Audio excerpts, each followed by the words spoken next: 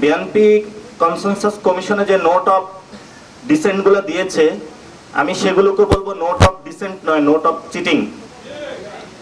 এই note of cheating এর মাধ্যমে তারা পুরো সমগ্র বাংলাদেশের 18 কোটি মানুষের সাথে প্রতারণা করতে চেয়েছিল, কিন্তু সেই প্রতারণাটা বাংলাদেশের তরুণ ছাত্র জনতার কাছে ধরা পড়েছে।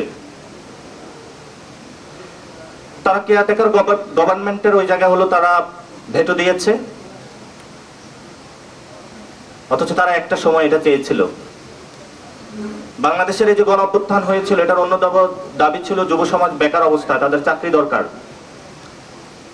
পিএসসিতে একটি নিরপেক্ষ কমিশন হবে, পিএসসি ভবিষ্যতে এসে কোনো ভাইয়ার রিকমেন্ডেশন দিবে না। আমরা একটি নিরপেক্ষ পিএসসি চেয়েছিলাম, কিন্তু বিএনপি ওইখানে নোট অফ ডিসেন্ট দিয়ে রেখেছে, কারণ ভাইয়ার কলে সেখানে হলো তাকে নিয়োগ দিতে হবে। সেজন্য ডক্টর ইউনূস বাংলাদেশের সামনে অতি সত্বর শহীদ মিনারে গিয়ে জনগণের সামনে উপস্থিত হয়ে জুলাই সনদের আইনি ভিত্তির আদেশ জারি করতে হবে। যদি সেক্ষেত্রে কোনো ব্যত্যয় হয়, তাহলে সেটা আমরা কিভাবে করব, সেটা আমরা বাংলাদেশের জনগণকে আবার রাজপথে দেখিয়ে দেব ইনশাআল্লাহ। গণভোট হতে হবে, কিন্তু নভেম্বরে যে গণভোট জামায়াত যে দাবিতে বলছে, আমি মনে করি জামায়াত এটা সিট বার্গেইনের জন্য করতেছে, তারা জাতিকে ধোঁকা দিচ্ছে। এই জন্য বলবো তাদের অন্তরের কথা মানুষকে একটু বলার জন্য।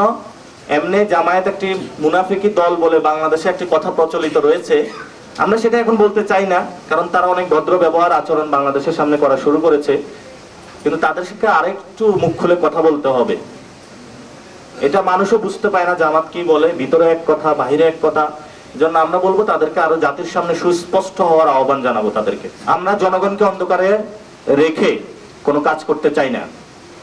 ঐক্যমত কমিশন একটা ডেট দিয়েছে, আমরা তাদের কাছে আবেদন রাখবো, এই যথেষ্ট সময় আপনারা পেয়েছেন, এই সময়ের মধ্যেই আপনারা জনগণের সামনে আদেশটা উন্মুক্ত করেন। আদেশ দেখে আমরা আমাদের সেখানে সাইন করে দিব। আমরা বরাবর বলে আসছি, এনসিপি শাপলা চায়, এনসিপি শাপলা নিয়ে নির্বাচন করবে।